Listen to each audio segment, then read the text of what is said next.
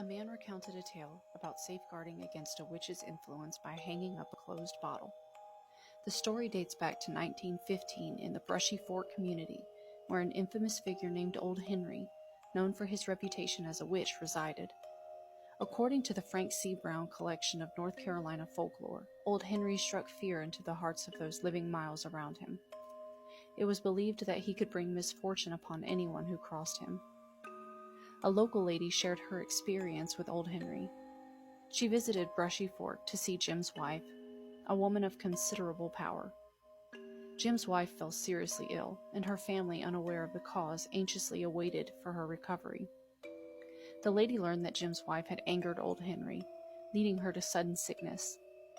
Though she didn't encounter Old Henry during her visit, the fear of his return loomed over them.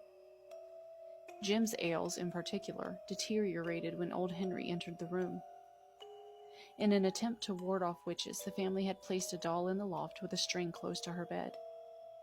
Witches, it was believed, could also be sent through bad dreams, although it was considered uncommon. People used various tools, such as a magic ring or circle made in the dust to protect themselves.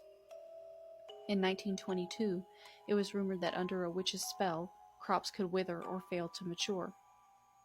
Pigs were said to cease growing or become smaller, while cows wouldn't die but would also not produce milk.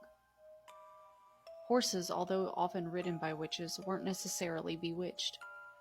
In rare cases, a bewitched person might be compelled to crawl through briar patches and stones until exhaustion.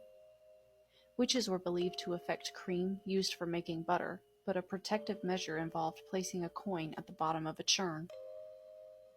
What tales about witches have you heard?